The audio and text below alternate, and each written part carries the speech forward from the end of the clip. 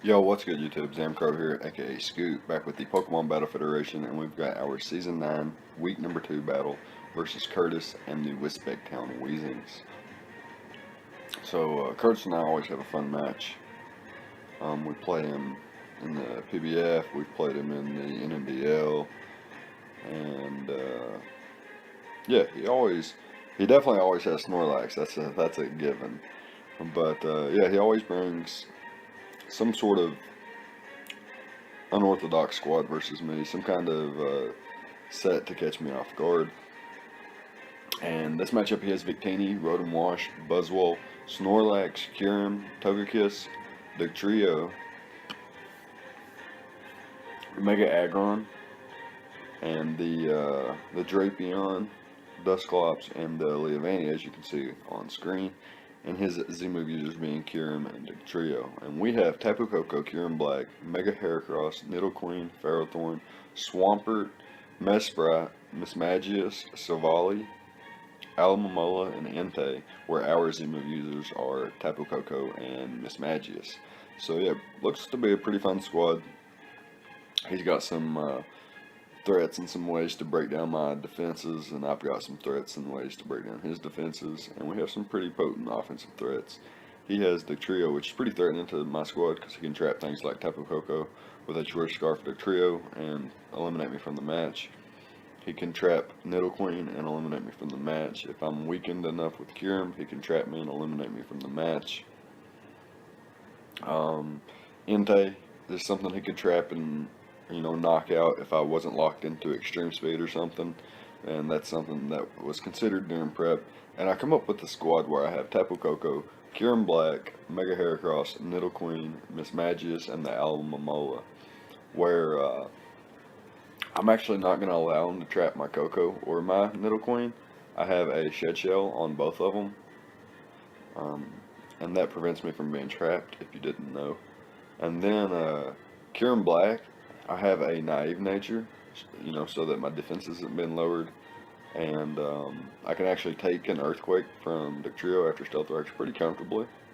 The Dugtrio is kind of weak, which is why it's more of a way to trap something that's weakened and eliminate it from the match with a super effective attack or something like that. Mega Heracross comfortably takes Earthquakes as well. And like I mentioned, Nidoqueen's got a Shed Shell. Mismagius is immune to Earthquake, which is really nice. And then the Alomomola can actually take a couple hits too. So with our Tapu Koko, we have Taunt, Thunderbolt, Roost, and Defog. We're able to click Thunderbolt versus everything on his squad outside of the trio for some sort of damage. It's neutral versus, or it's neutral or super effective versus everything except the Kyurem, Dugtrio, and the Leavanny, which is really nice. And then we've got Taunt for things like Rotom Wash, Snorlax, a sub Kyurem. I don't have Dazzling Gleam, so it could potentially take advantage of me if I didn't have Taunt. I can prevent Togekiss from Heal Belling or Wishing or Baton Passing or Nasty Plotting or anything like that. And I've got Defog on here. I wanted a way to remove hazards if my opponent did get them up. And then Roost is there for longevity. I can take hits from Rotom Wash, I can Roost up on it, and then weaken it or eliminate it with Thunderbolt. We're speed creeping a Jolly max speed Dugtrio, and we have enough special defense and or HP investment. We're bulky enough to take hits from Rotom pretty comfortably, and definitely from Mega Aggron we can take a Heavy Slam or in one Earthquake after Stealth Rocks, and we can come in on Togekiss pretty comfortably and Roost up. Not really mind being, if he clicks Thunder Wave, Tapu Koko covers that. If he clicks Air Slash, we cover that as well. And if he goes for Dazzling Gleam or something upon switch in, I can just Roost that off on the following turns. It should not be able to 2-hit KO me, which is really nice. And Tapu Koko's, it's just one of those mons that he doesn't necessarily know, like, if I'm going to bring a super offensive set or not. So depending on how he preps for that, I do think he's going to bring Choice Scarf Trio to say some Bolt Turn with Victini and Rotom Wash with things like Dugtrio, and then a Backbone or something like Snorlax and Togekiss potentially, or Dusclops or something. So yeah, this thing can taunt things like I mentioned and just roost up. It's very annoying for him. And since I have the Shed Shell and he can't trap me, I could be a huge nuisance for him. Next up, we've got the Kyurem Black, and this thing is basically a standard Smogon set. It's a naive nature with max speed, max special attack, 4 EVs in attack with 3 attacks in Roost and a Life Orb. We've got Dragon Claw, Ice Beam, and Earth Power. Hits his team basically. Dragon Claw is there for stab, obviously. It hits pretty hard versus things like, it hits harder than Ice Beam versus Snorlax. It will OHKO the Kyurem. It does more damage to Buzzwole. And then Ice Beam, drops the Togekiss, drops the Dugtrio. Earth Power 2-hit KO is Mega Aggron, and it's basically the only reason we have Earth Power. Dragon Claw could dealt with Victini, but I guess Earth Power does now. And it hits the Rotom for super effective damage thanks to my ability Terravolt, which ignores his Levitate ability, which is really nice. So yeah, Kyurem Black's a really nice breaker in this matchup, and I think being able to hard switch into Kyurem Black versus things like Rotom Wash and then fire off an attack is, as long as he doesn't go for Thunder Wave or Will-O-Wisp or something like that. And I can, like I mentioned, I can take a hit from Dugtrio and knock it out with Ice Beam. Next up, we've got Mega Heracross, and this thing is a really, really strong monster. We've got an Adamant Nature and 144 EVs in attack. That's all I needed to OHKO or 2-hit KO things with or without a Swords Dance, just depending on how bulky and how frail they are. Like Dugtrio, I knocked that out with or without a Swords Dance up with close combat. Victini is dropped with Rock Blast after Stealth Rocks with or without Swords Dance, unless he's like super bulky or something. And then Snorlax is always dropped after Stealth Rocks without a Swords Dance with close combat, unless he's Chople Berry. Same thing for Kyurem. And then Mega Aggron is always 2-hit KO'd by close combat, unless he's max defense, max HP, in which case it's a roll, but still. I don't necessarily want to click close combat versus the Mega Aggron unless I can kill it, because I don't want to have my defenses lowered and then him knock me out with Heavy Slam or something like that. We have 80 HP EVs and 80 SPDF EVs. This allows us to take hits from Rotom Wash. We can't be 2-hit KO'd by Hydro Pump. And Kyurem can't 2-hit KO us with Ice Beam or Dragon Pulse maybe. And then we switch into Leavanny pretty comfortably. It's not really a threat to us. But that's just about it for our SPDF. And then our defense investment, we avoid a knockout by Heavy Slam. We shouldn't be KO'd by like a non-boosted Dugtrio with like Aerial Ace or something like that. We should be able to live that pretty comfortably. And then Snorlax can't knock us out with like a 2-hit KO with Return or Frustration or anything like that. So that's pretty important. And we can take hits comfortably from Buzzwole pretty much all game, unless it sets up or has some sort of coverage. Next up, we have a Nidoqueen, and we've got the Shed Shell on this bad boy. Like I mentioned earlier, we don't want to be trapped by Dugtrio. This is our designated Stealth Rocker, and then it has Sludge Wave and Earth Power. It hits pretty much his entire squad for at least neutral damage.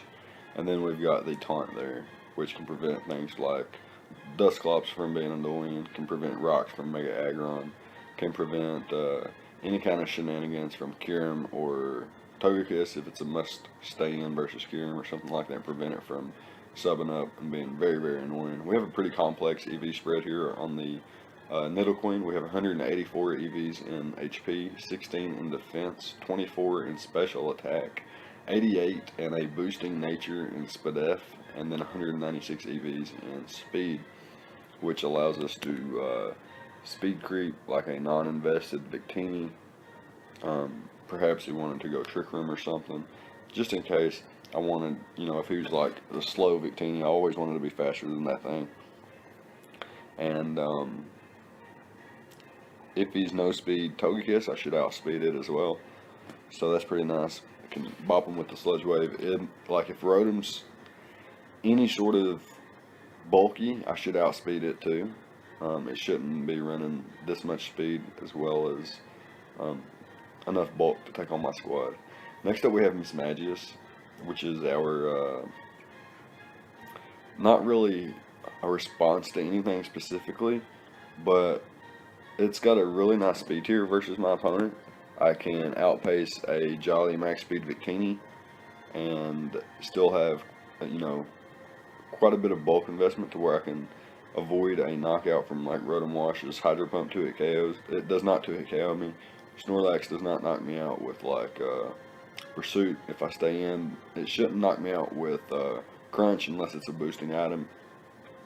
Kieran Black can't knock me out with like a Life Orb Draco or anything like that. And then the Mega Aggron cannot knock me out with a Heavy Slam. And I'm actually able to OHKO or 2-hit KO most of his squad with Shadow Ball. Oh, not necessarily most of his squad, but without a boost, his Feral things drop. They're either OHKO'd or 2-hit KO'd, and then his bulkier things, I need to have a Nasty Plot up to knock them out. Also, after Stealth Rocks, Never Ending Nightmare at +2 after a Nasty Plot will knock out a no bulk Drapion, which is really nice. And yeah, this thing, like I mentioned, it can taunt and Will-O-Wisp things like Snorlax, Togekiss, Rotom Wash, Mega Aggron.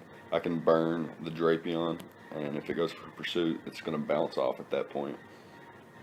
And it's just a really nice mon overall. I think, you know, being able to outpace his entire team outside of Dugtrio, and Dugtrio not really being able to hit me. I expect Dugtrio to be Choice Scarf. If I'm able to get my Mismagius in on it, I do expect it to be locked into Earthquake, and I can collect. I can get free Shadow Balls basically, and then I can go from there. Last but not least, we have Alomomola, and really the only reason we're bringing this thing is as like a defensive pivot. It can switch in on Dugtrio, it can switch in on Victini, it can switch in on Buzzwole. It can always take one hit. It can protect, see what, you know, scout my opponent's moveset, and then go from there. I can throw off really fat wishes. I have 165 base HP and sitting at 497 HP, almost to 500. So that's some really fat wishes. That things like Coco at 70 base HP and Mega Heracross at 80 base HP and Nidoqueen at 90 base HP and Mismagius at 60 base HP really appreciate. Even Kyurem at base 125 HP really appreciate those base 165 wishes. That's just phenomenal. We have enough defense and special defense and bulk investment to never be 2-hit KO'd by any kind of Victini set. It does not have access to Z-moves, so it can't catch us off guard with any of those or anything like that. We don't have to scout for that. And we have enough special attack investment to always break a Victini sub. And I think to always OHKO the Dugtrio after Stealth Rocks. And then we've got Toxic on there. So Toxic can catch Buzzwole, it can catch Snorlax, it can catch Rotom Wash.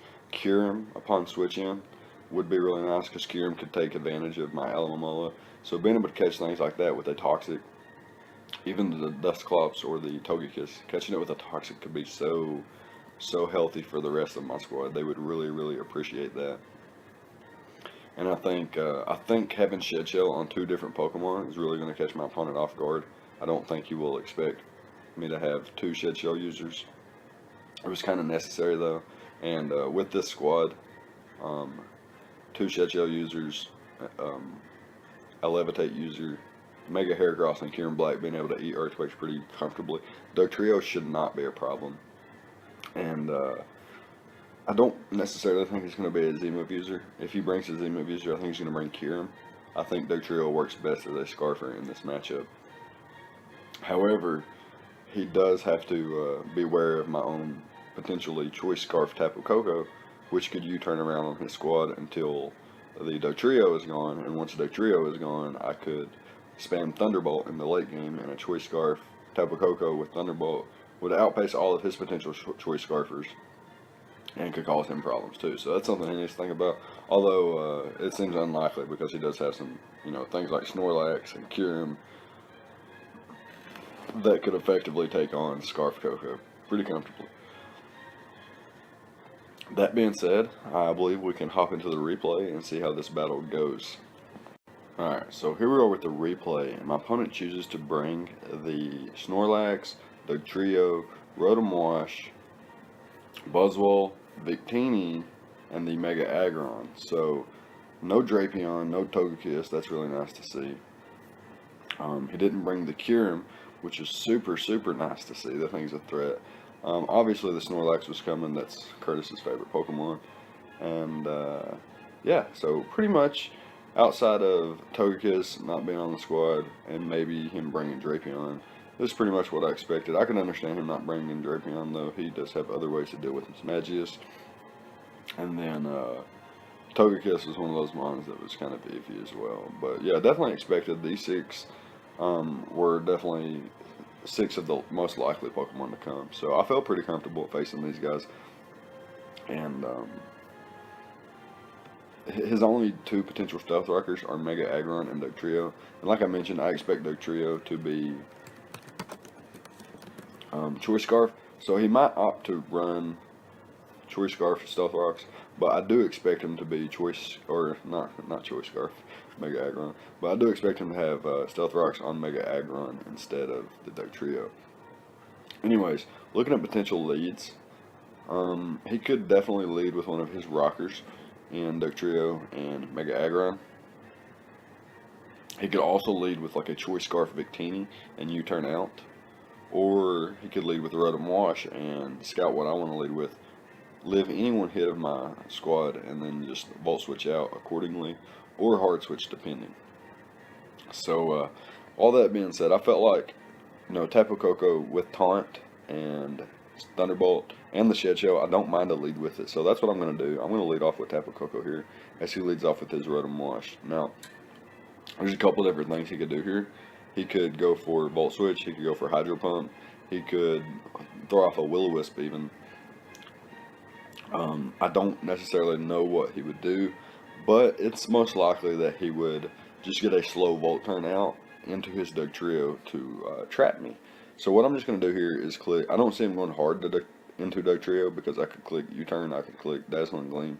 So a slow Volt Turn or Volt Switch into Dugtrio is most likely his play. So I'm just going to click Thunderbolt here and get a little bit of chip damage on the Rotom Wash. And my Thunderbolt, with as little special attack investment as I have, does over half here. And I'm going to switch out into my Mega Heracross because of my Shed Shell. And this is going to do more than I expected to my Mega Heracross. So I'm assuming he's probably adamant. And at the same time, I believe he is Choice Scarf, so I don't need to. Well, first of all, I can't switch out. Second of all, I can't, if I could switch out, I don't need to scout for Aerial Ace anyway, because I 100% expect him to be Scarf here. And what I'm going to do here is just click Substitute, predicting his switch out. And he goes into the Buzzwole, which is going to give me a Swords Dance, as he actually goes for Hammer Arm, being his hardest way to hit me, which is very, very, very interesting. Unfortunately, I'm such at low HP right now, or I could afford to keep subbing up and whatnot, and I could Swords Dance once again actually, and then be able to knock this thing out and have a sub up. But since I'm such low HP, I can't actually do that. I have to knock out the Buzzwole as he's able to break my sub, and then I don't get to keep a sub. And at the same time, I couldn't actually knock him out there because at that low of HP, he could trap me with his Dugtrio and knock me out. And I didn't want that to happen. So what I did here is went hard into my Miss Magius because it covered the Hammer Arm as well as covering the Dugtrio on the following turn. And even though he roosted, I can throw off my Never-Ending Nightmare here and just show him what I'm capable of. But expecting the Snorlax to come in, I'm actually going to click Will-O-Wisp, which catches his Rotom Wash. And I could potentially knock him out here with Shadow Ball, but it's unlikely because of my low special attack investment. But yeah, as you can see, he does survive, and he's able to Volt Switch out into his Dugtrio. Thanks to being a ghost type and having the levitate ability, though, I am not trapped, and I can switch out to my Alma, and he goes for the Night Slash, which would have definitely knocked me out. And I just throw off a Wish here as he goes out into his Rotom Wash. Now, I can't necessarily pass that into Mega Heracross or Mismagius, because I could have potentially died to Volt Switch or Hydro Pump, respectively.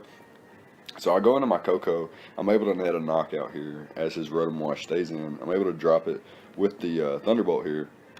And now he's got his Dugtrio in once again, but I don't know like what necessarily he was thinking here, because I've already revealed that he can't trap me. So he could be bringing Dugtrio in to bluff an Earthquake and go for some kind of coverage move.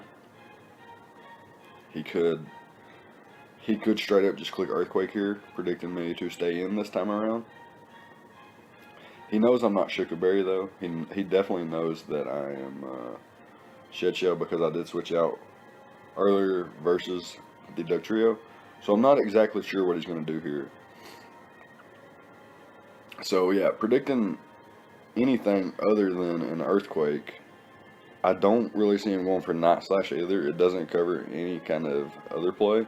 So he may be trying to get me to go out into my Kyurem or my Alomomola here for a Final Gambit. So what I'm going to do is go into my Mismagius, as he does reveal Final Gambit, but being immune, he doesn't drop, which is fine. I go for the Will-O-Wisp here. I burn the Buzzwole upon switch in, and now I'm going to go for the Never Ending Nightmare here to get rid of the Buzzwole, but he actually switches out into his Victini and gives me Victini, so that's phenomenal.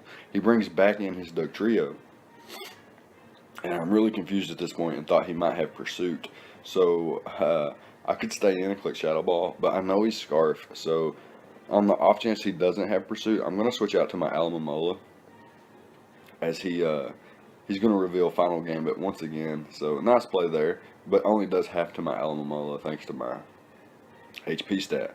And he's going to go out into a Snorlax, and I want to Toxic that thing immediately. I can't let it become a huge threat. And I'm going to switch out to my Coco here, preserve my Alomomola, and he drops me with a return. So that was pretty cool, actually. And I go into my Mismagius to bait him to switch. And he does just that. He switches out into his Buzzwole. And this is going to give me a Wish, and it's going to allow me to pass it out into my Mega Heracross. Thanks to the burn, he won't be able to knock me out, despite his bulk up. And I'll be able to get in Mega Heracross here. I catch the Wish, but he actually pulls a switch out into his Mega Aggron. And instead of clicking Close Combat here twice, I'm just going to click Swords Dance so that I only have to click it once. And now I should be able to outpace the rest of his squad and knock them out one by one. As we do knock out the Mega Aggron, we do knock out the Buzzwole. And now he only has Snorlax left, in which Close Combat at +2 is a guaranteed knockout, even if it was Chople Berry, max defense, max HP. And that's going to be our game against Curtis, where we come out with a 5-0 victory. Definitely felt like there was some plays that we could have both made differently. I felt like a lot of things caught me off guard and put me in a position to where I had to catch a Wish with Mega Heracross. And a couple times I made a couple plays there where I didn't want something to be trapped and eliminated, and I switched into something different so that, you know, I couldn't be trapped with my other mon until the Dugtrio was gone. So yeah, that was a pretty fun game. I think the double Shed Shell and all my mons being basically able to neuter the Dugtrio, I think that caught my opponent off guard, and I was able to capitalize on that with a nice 5-0 victory here. But yeah, that's going to be it. So let me know what you guys thought about the prep and the plays on both sides of the field. Leave a like, comment, and subscribe, all the good stuff, and I'll see you guys next time. Thank you for watching.